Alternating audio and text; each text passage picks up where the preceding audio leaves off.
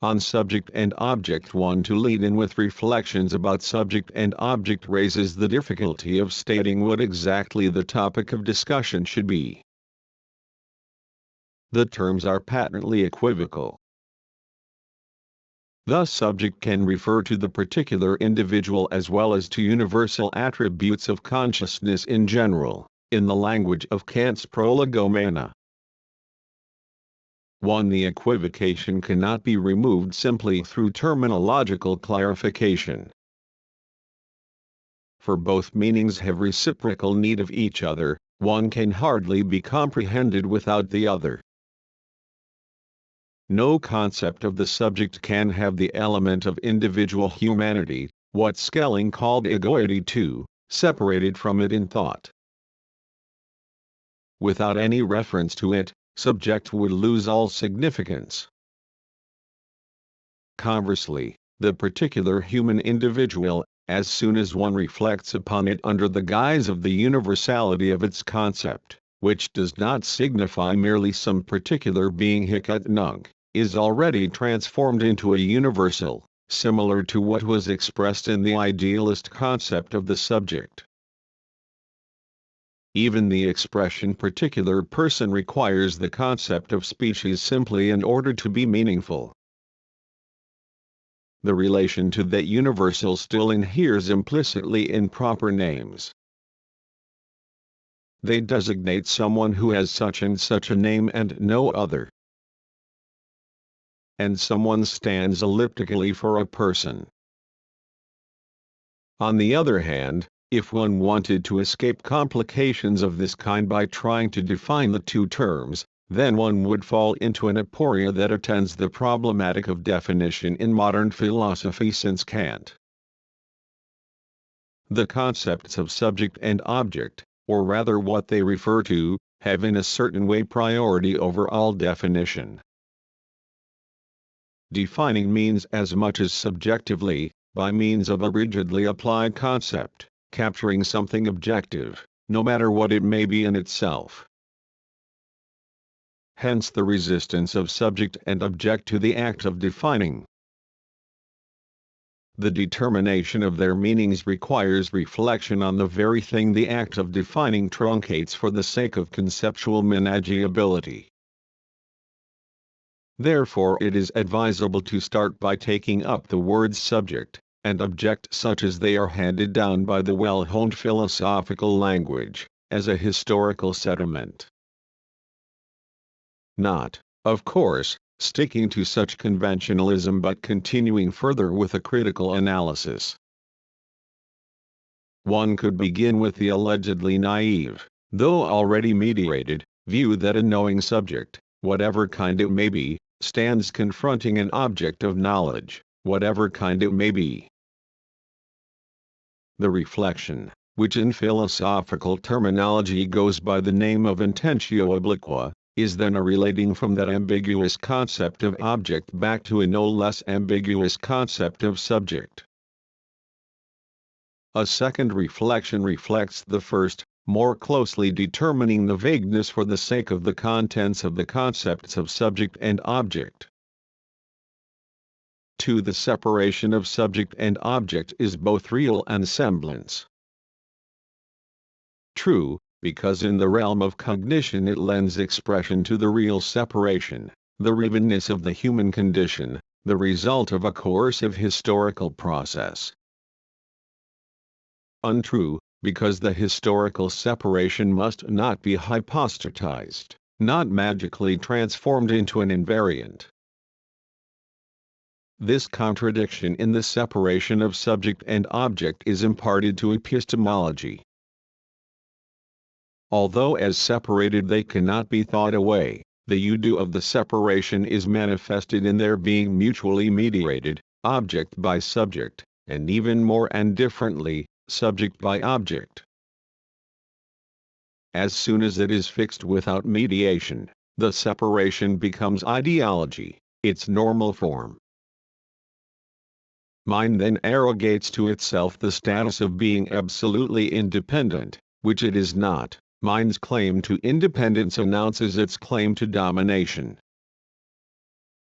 Once radically separated from the object, subject reduces the object to itself. Subject swallows object, forgetting how much it is object itself.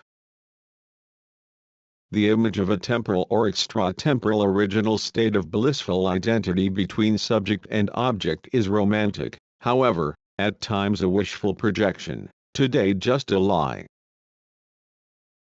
Before the subject constituted itself, undifferentiatedness was the terror of the blind nexus of nature, was myth. It was in their protest against this myth that the great religions had their truth content. After all, undifferentiatedness is not unity, for the latter requires, even according to Platonic dialectic, diverse entities of which it is the unity. For those who experience it, the new horror of separation transfigures the old horror of chaos, and both are eternal sameness. The fear of gaping meaninglessness made one forget a fear that once was no less compelling, that of the vengeful gods Epicurean materialism and the Christian fear not wanted to spare mankind. This cannot be accomplished except through the subject. Were it liquidated instead of sublated into a higher form, the result would be not merely a regression of consciousness but a regression to real barbarism. Fate, the complicity of myth with nature, comes from the total political immaturity of society, from an age in which self-reflection had not yet opened its eyes, in which subject did not yet exist. Instead of conjuring the return of this age through collective praxis, the captivating spell of the old undifferentiatedness should be obliterated. Its prolongation is mind's identical consciousness, which repressively makes its other like itself. Were speculation concerning the state of reconciliation allowed, then it would be impossible to conceive that state as either the undifferentiated unity of subject and object or their hostile antithesis, rather it would be the communication of what is differentiated. Only then would the concept of communication, as an objective concept, come into its own. The present concept is so shameful because it betrays what is best, the potential for agreement between human beings and things, to the idea of imparting information between subjects according to the exigencies of subjective reason. In its proper place, even epistemologically, the relationship of subject and object would lie in a peace achieved between human beings as well as between them and their other. Peace is the state of differentiation without domination, with the differentiated participating in each other. 3. In epistemology, subject is usually understood to mean the transcendental subject. According to idealist doctrine, it either constructs the objective world out of an undifferentiated material as in Kant or, since Fichte, it engenders the world itself. The critique of idealism was not the first to discover that this transcendental subject, which constitutes all content of experience, is in turn abstracted from living individual human beings. It is evident that the abstract concept of the transcendental subject, that is, the forms of thought, their unity, and the originary productivity of consciousness, presupposes precisely what it promises to establish: actual, living individuals. The idealist philosophies were aware of this point. Indeed, Kant tried to develop a fundamental, constitutive, and hierarchic distinction between the transcendental and the empirical subject in his chapter on the psychological paralogisms. His successors, however, particularly Fichte and Hegel, but also Schopenhauer, with subtle lines of argumentation endeavored to deal with the unavoidable problem of circularity. Frequently they return to the Aristotelian motive that what comes first for consciousness, here, the empirical subject, is not the first in itself, and that it postulates the transcendental subject as its condition or origin. Even Husserl's polemic against psychologism, replete with a distinction between genesis and validity, continues this mode of argumentation, for it is apologetic. The conditioned is to be justified as unconditioned, the derivative as primary. Here a topos of the entire Western tradition is repeated, which holds that only the first, or, as Nietzsche critically formulated it, only something that has not evolved, can be true. 5. The ideological function of the thesis cannot be overlooked. The more individuals are in effect degraded into functions within the societal totality as they are connected up to the system, the more the person pure and simple, as a principle, is consoled and exalted with the attributes of creative power, absolute rule, and spirit. Nonetheless, the question of the reality of the transcendental subject weighs heavier than it appears in its sublimation as pure spirit and, above all, in the critical revocation of idealism. In a certain sense, although idealism would be the last to admit it, the transcendental subject is more real, that is, it far more determines the real conduct of people and society than do those psychological individuals from whom the transcendental subject was abstracted and who have little to say in the world. For their part, they have turned into appendages of the social machinery, ultimately into ideology. The living individual person, such as he is constrained to act and for which he was even internally molded, is as homo economicus incarnate closer to the transcendental subject than the living individual he must immediately take himself to be. To this extent idealist theory was realistic and need not feel embarrassed when reproached for idealism by its opponents. The doctrine of the transcendental subject faithfully discloses the precedents of the abstract, rational relations that are abstracted from individuals and their conditions and for which exchange is the model. If the standard structure of society is the exchange form, its rationality constitutes people. What they are for themselves, what they think they are, is secondary. They are deformed at the outset by the mechanism that was then philosophically transfigured into the transcendental. What is supposedly most obvious, the empirical subject, would actually have to be considered as something not yet existing. From this aspect the transcendental subject is constitutive. Allegedly the origin of all concrete objects, in its rigid timelessness it is concretely objectified, fully in keeping with the Kantian doctrine of the stable and immutable forms of transcendental consciousness. Its solidity and invariance, which according to transcendental philosophy engenders objects or at least prescribes their regularity, is the reflective form of the reification of human beings that has objectively occurred in the conditions of society.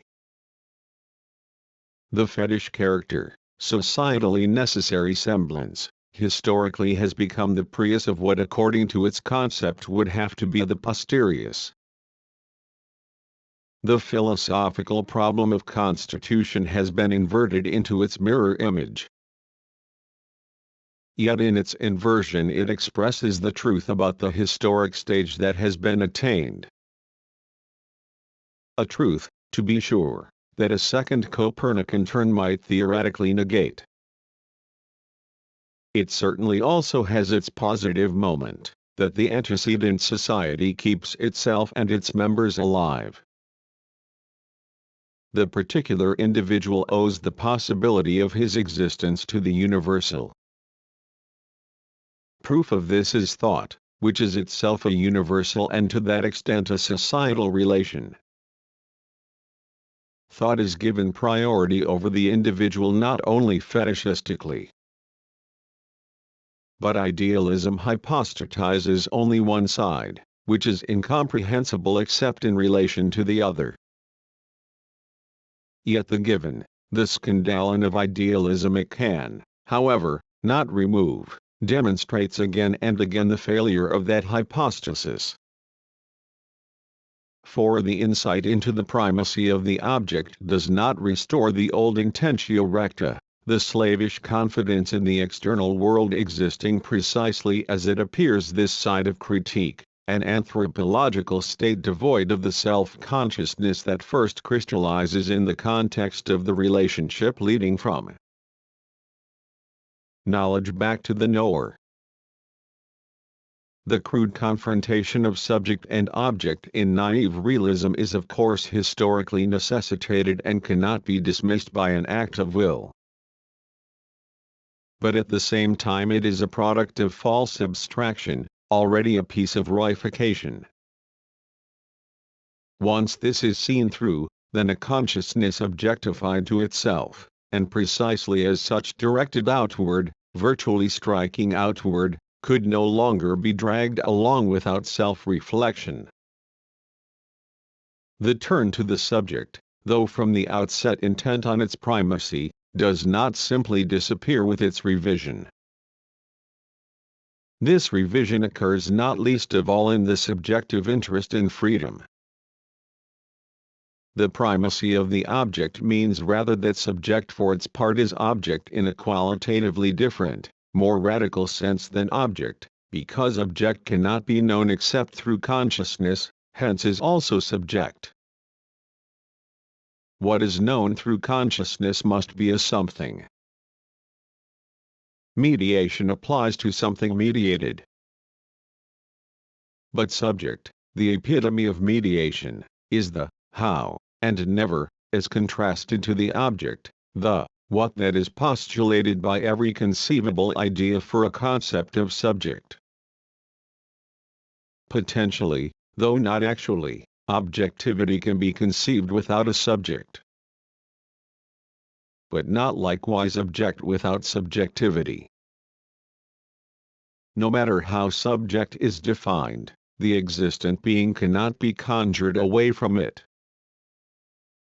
If subject is not something, and something designates an irreducibly objective element, then it is nothing at all. Even as actus purus it needs to refer to something that acts. The primacy of the object is the intentio obliqua of the intentio obliqua, not the warmed-over intentio recta.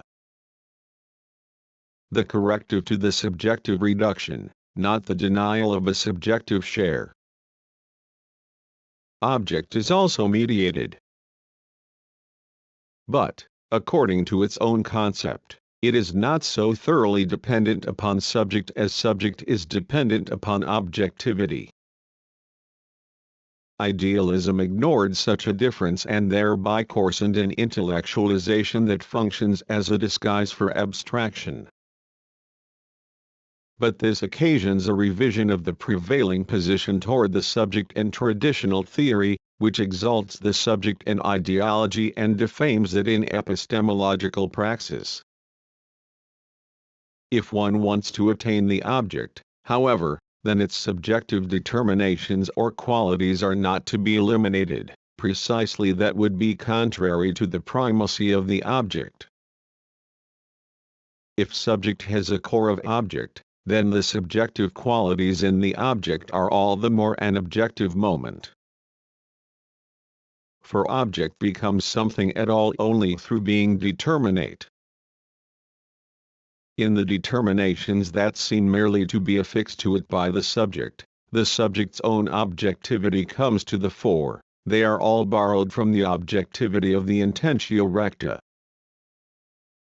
Even according to idealist doctrine, the subjective determinations are not merely an afterthought. They are also always required by what is to be determined, and in this the primacy of the object asserts itself. Conversely, the supposedly pure object, free of any added thought or intuition, is the very reflection of abstract subjectivity, only it makes the other like itself through abstraction. Unlike the indeterminate substrate of reductionism, The object of undiminished experience is more objective than that substrate. The qualities the traditional critique of epistemology eradicated from the object and credited to the subject are due in subjective experience to the primacy of the object. The reign of intentio obliqua deceived about this. Its legacy devolved upon a critique of experience that attained its own historical, and finally societal, conditionedness. For society is immanent to experience, not in a/logevno. Only the societal self-reflection of knowledge obtains that epistemological objectivity that escapes knowledge so long as it obeys the societal coercions at work in it and does not think through them. Critique of society is critique of knowledge, and vice versa. 5. The primacy of the object can be discussed legitimately only when that primacy, over the subject in the broadest sense of the term, is somehow determinable, that is, more than the Kantian thing in itself as the unknown cause of phenomenal appearance. 6. Despite Kant, to be sure, even the thing in itself bears a minimum of determination simply by being distinguished from what is predicated by the categories. One such determination, of a negative kind, would be that of acausality. It is sufficient to establish an antithesis to the conventional view that agrees with subjectivism. The primacy of the object proves itself in that it qualitatively alters the opinions of reified consciousness that are smoothly consistent with subjectivism. Subjectivism does not affect naive realism at the level of content but rather simply attempts to provide formal criteria for its validity, as confirmed by the Kantian formula of empirical realism. One argument for the primacy of the object is indeed incompatible with Kant's doctrine of constitution, that in the modern natural sciences ratio peers over the wall it itself erects, that it snatches a snippet of what does not agree with its own ingrained categories. Such an expansion of ratio unsettles subjectivism. But what determines the antecedent object, as distinct from its being trussed up by the subject, can be grasped in what for its part determines the categorial apparatus by which the object is determined according to the subjectivist schema, namely in the conditionedness of what conditions the object. The categorial determinations, which according to Kant first bring about objectivity, are themselves something posited and thus, as it were, really are merely subjective. The reductio ad hominem thus becomes the collapse of anthropocentrism. The fact that man is a constituens is in turn man-made dissentients the creationism of mind. But because the primacy of the object requires both reflection upon the subject and subjective reflection, subjectivity, differently than in the primitive materialism that actually does not permit dialectics, becomes a moment that is held fast. 6. Since the Copernican turn what goes by the name of phenomenalism, that nothing is known unless it goes through the knowing subject, has joined with the cult of the mind. Insight into the primacy of the object revolutionizes both of these views. What Hegel intended to maintain within subjective brackets has the critical consequence of shattering them. The general assurance that innervations, insights, cognitions are only subjective no longer helps as soon as subjectivity is seen through as a form of object. Semblance is the magical transformation of the subject into the ground of its own determination, its positing as true being. Subject itself must be brought to its objectivity, its stirrings must not be banished from cognition. But phenomenalism's semblance is a necessary one. It attests to the virtually irresistible nexus of deception that subject as false consciousness produces and likewise belongs to. The ideology of the subject is founded in such irresistibility. The consciousness of a defect, the awareness of the limits of cognition, becomes a merit, so as to make the defect more bearable. Collective narcissism was at work. But it could not have prevailed with such stringency, could not have brought forth the most powerful philosophies, if a truth, though distorted, did not underlie it. What transcendental philosophy praised in creative subjectivity is the subject's own self-concealed imprisonment within itself. The subject remains harnessed within everything objective it thinks, like an armored animal in its layers of carapace it vainly tries to shake loose. Yet it never occurred to those animals to vaunt their captivity as freedom. It would be well to ask why human beings did so. Their mental captivity is exceedingly real. Their dependence as cognitive subjects upon space, time, and forms of thought marks their dependence on the species. The species finds its expression in these constituents, which are no less valid for that reason. The a priori and society interpenetrate. The universality and necessity of those forms, their Kantian fame, is none other than what unites human beings. They needed this unity for survival. Captivity was internalized. The individual is no less imprisoned within himself than he is within the universal, within society. Hence the interest in reinterpreting the captivity as freedom. The categorical captivity of individual consciousness repeats the real captivity of each individual. Even the view of consciousness that allows it to see through that captivity is determined by the forms it has implanted in the individual. Their individual self-captivity might make people cognizant of their societal captivity. The prevention of this was and remains a capital interest for the continuation of the status quo. For the sake of the status quo, philosophy had to overstep its bounds, with hardly less necessity than that of the forms themselves. Idealism was this ideological even before it set about glorifying the world as absolute idea. The original compensation already includes the presumption that reality, exalted into a product of the putatively free subject, in turn vindicates itself as free. 7. Identity thinking, screen image of the dominant dichotomy, in the age of subjective impotence no longer poses as the absolutization of the subject.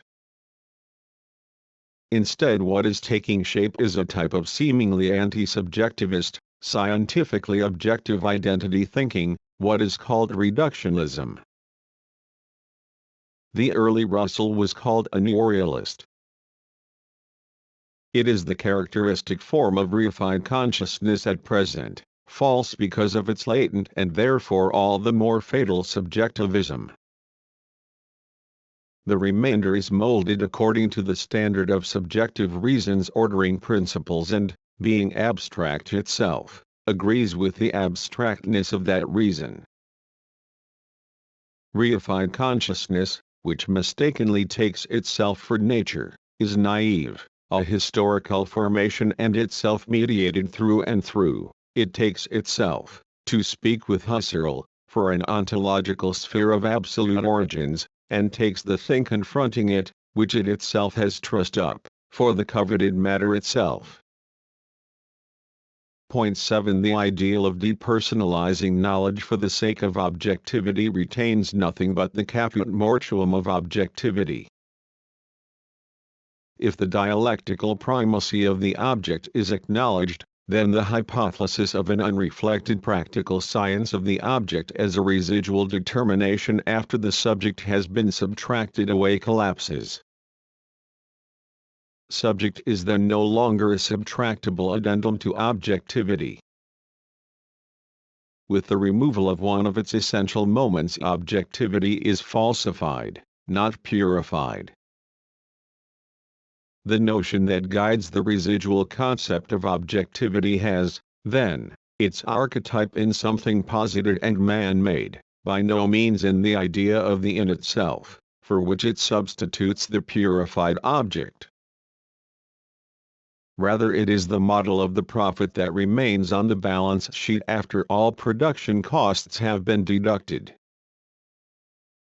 Profit, however, is subjective interest limited and reduced to the form of calculation. What counts for the sober matter-of-factness of profit thinking is anything but the matter, it disappears into the return it yields.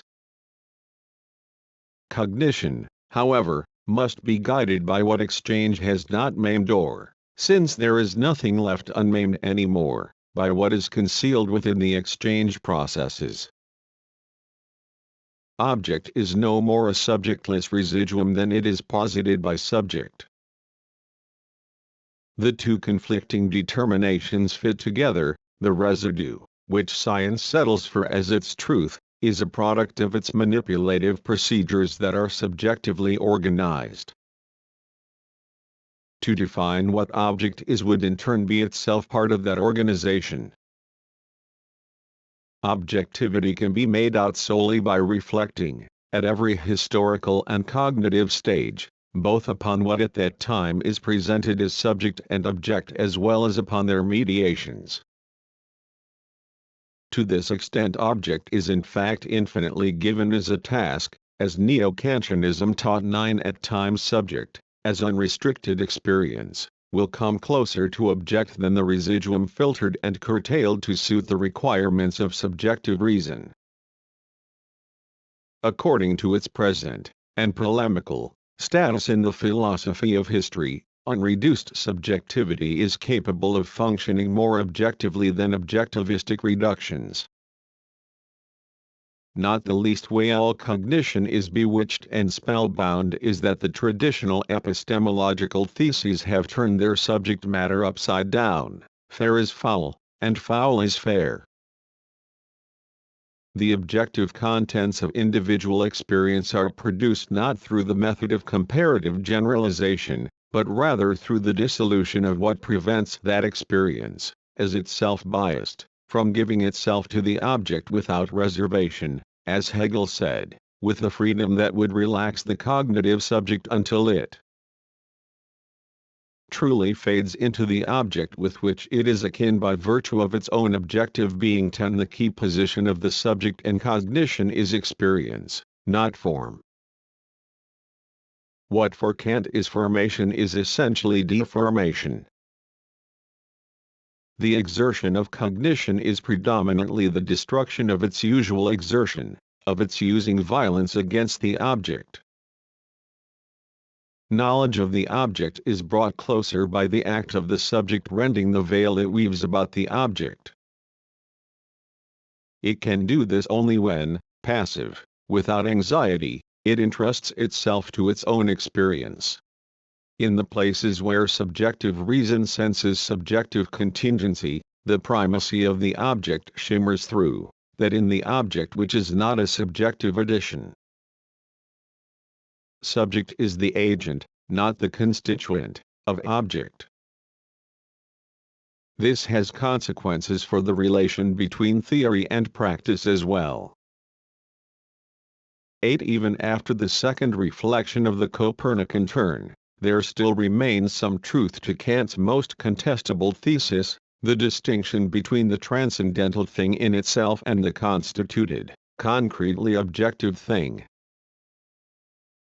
For then object would finally be the non-identical, liberated from the subjective spell and comprehensible through its own self-critique, if object is there at all and not rather what Kant outlined with the concept of idea 11. Such non-identity would quite closely approach the Kantian thing in itself, although he insisted on the vanishing point of its coincidence with subject. It would be no relic of a disenchanted mundus intelligibilis. Rather it would be more real than the mundus sensibilis to the extent that Kant's Copernican turn abstracts from that non-identity and therein finds its limit. Yet according to Kant, object is something posited by the subject, the weave of forms cast by the subject over the something devoid of qualities. 12. Finally, the law that unites the appearances, which are disintegrated by their relation back to subject, into a concrete object. The attributes of necessity and universality Kant attaches to the emphatic concept of law possess thing-like solidity and are impenetrable, just like the societal world the living collide with. That law, which according to Kant the subject prescribes to nature, the highest elevation of objectivity in his conception, is the perfect expression of subject as well as of its self-alienation. At the height of its formative pretension, the subject passes itself off as object. But nonetheless this again is paradoxically correct. In fact, subject is also object. It merely forgets, as it becomes autonomous form, how and by what it itself is constituted. Kant's Copernican turn precisely expresses the objectification of the subject, the reality of reification. Its truth content is by no means an ontological one but, on the contrary, the historically amassed block between subject and object. The subject directs that block when it claims supremacy over the object and thereby defrauds itself of it. As in truth non-identical, the object distances itself farther from the subject the more the subject constitutes the object. The block against which the Kantian philosophy pounds its head is at the same time a product of that philosophy. Subject is pure spontaneity, originary apperception. Apparently the absolutely dynamic principle is, however, by virtue of its coruscos from any material no less reified than the world of things constituted by the model of natural science. For through the coruscos the asserted absolute spontaneity is, in itself, though not for Kant, shut down. It is a form that is supposed to be the form of something, whereas by its own constitution it cannot enter into interaction with any something. Its stark separation from the activity of individual subjects, where that activity must be devalued as being contingent and psychological, destroys the originary apperception, Kant's inmost principle. His a priorism deprives pure action of precisely the temporality without which absolutely nothing can be understood as dynamic. Action recoils into a being of the second order. Explicitly, as everyone knows, in the later Fichte's rejection of his own 1794 Wissenschaftslehre. 13. Kant codifies such objective ambiguity in the concept of object, and no theorem about the object should ignore this. Strictly speaking, primacy of the object would mean that there is no object understood as something abstractly opposed to the subject but that it necessarily appears as that. The necessity of this semblance should be removed. 14.9 Just as little, to be sure, is there actually subject. Its hypostasis in idealism leads to absurdities. They may be summarized by saying that the definition of subject involves that against which it is posited. And by no means simply because as a constituens it presupposes the constitutum. Subject is itself object to the extent that the there is, which the idealist doctrine of constitution implies, there has to be subject so that it can constitute something, in its turn was borrowed from the sphere of facticity. The concept of what there is means nothing other than the concept of what exists, and as existent subject falls at once under the heading of object. But as pure apperception subject should be the absolutely other of all existence. Even here some truth appears in its negative guise, that the reification the sovereign subject has inflicted on everything, including itself, is semblance. It transposes into the abyss of itself what would be beyond reach of reification. With the absurd consequence, of course, that it thereby licenses all other reification. Idealism takes the idea of the correct life and wrongly projects it inward. The subject as productive imagination, pure apperception, ultimately as free action. 15 enciphers that activity in which the life of people actually reproduces itself, and with good reason anticipates in it freedom. That is the reason why subject will hardly simply vanish into object or into anything else allegedly higher, into being however it may be hypostatized. 16 Subject in itself positing is semblance and at the same time something historically exceedingly real. It contains the potential for the sublation of its own domination.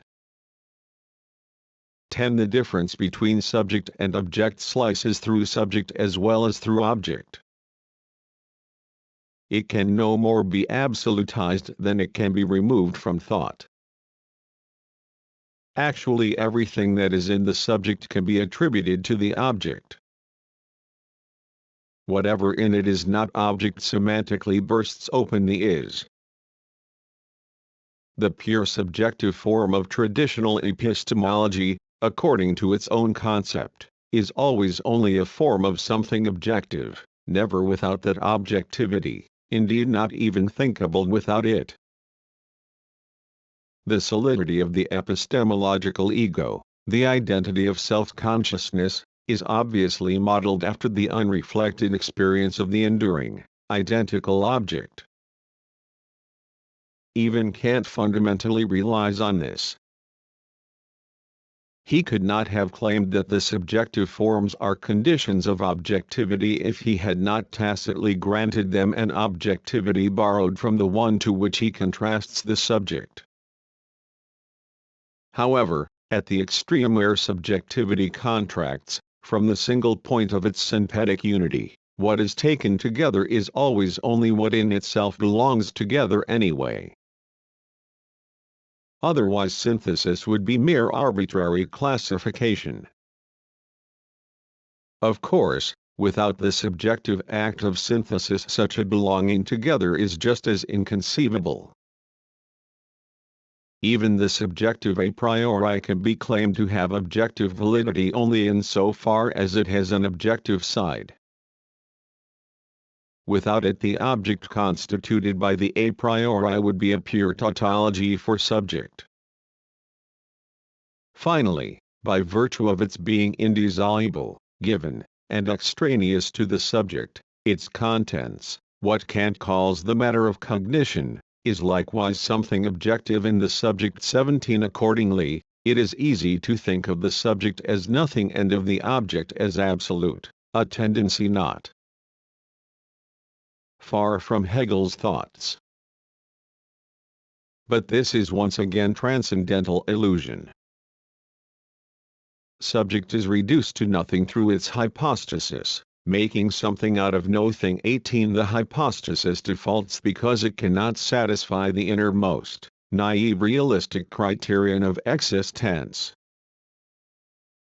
The idealist construction of the subject founders on its falsely taking subject to be objective in the sense of something existing in itself, precisely what it is not, measured against the standard of entities. The subject is condemned to nothingness.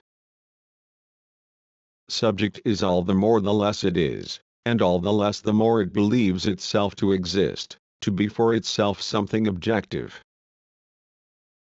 As an essential moment, however, it is ineradicable.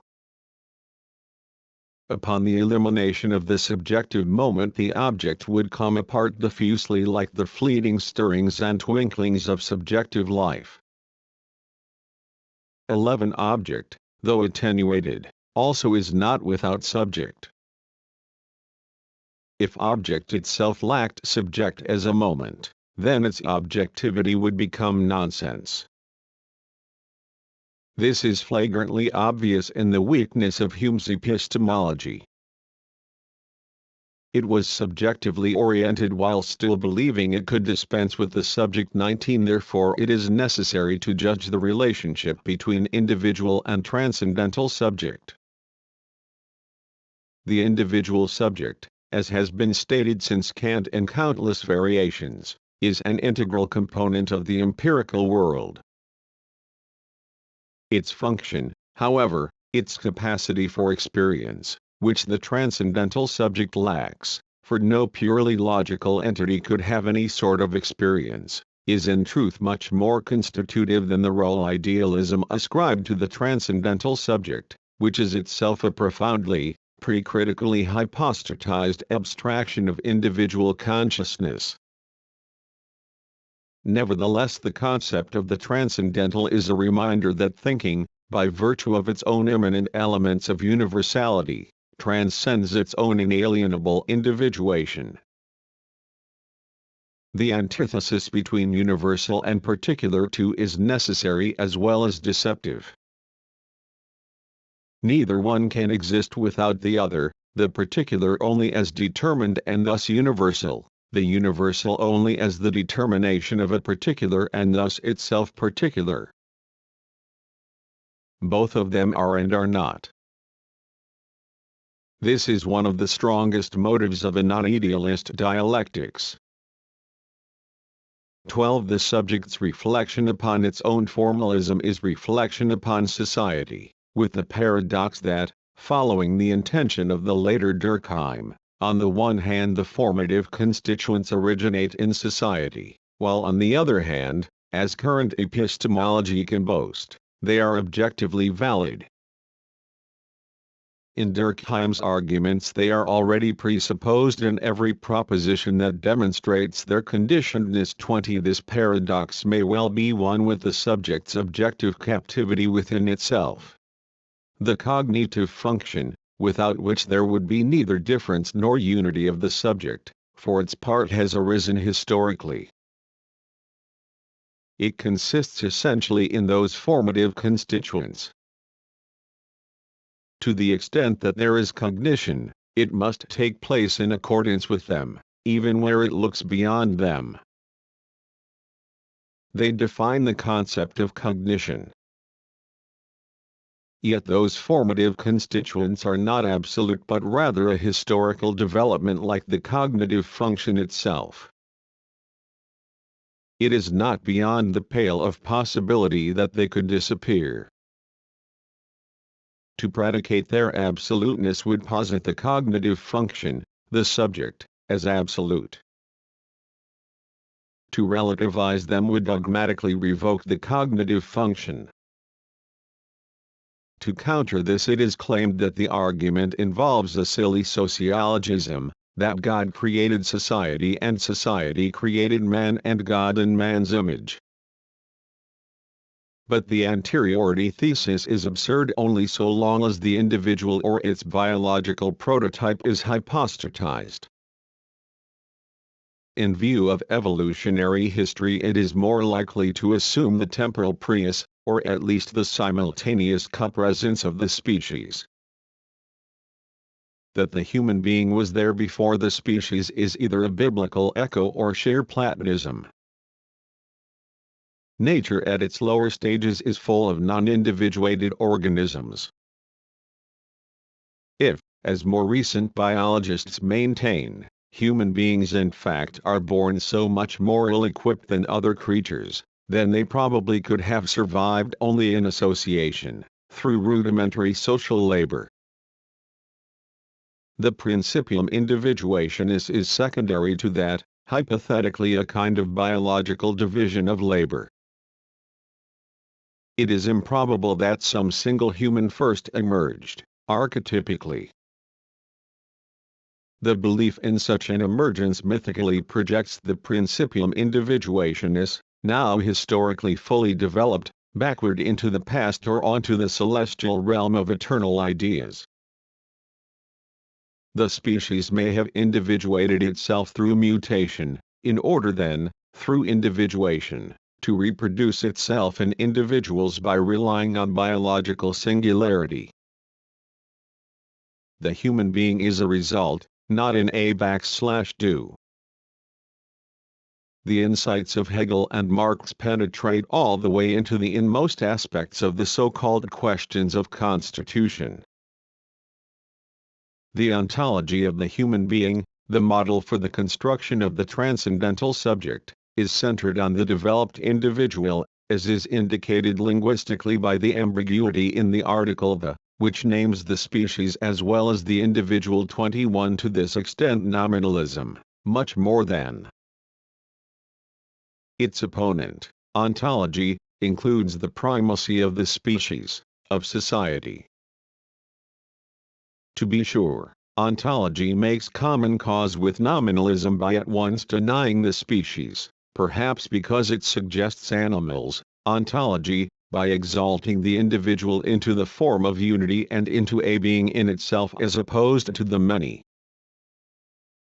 Nominalism, by unreflectedly proclaiming the individual, on the model of the human individual, to be the true entity. It denies society in its concepts by degrading it into an abbreviation for the individual. Marginalia to theory and praxis. For Ulrichs,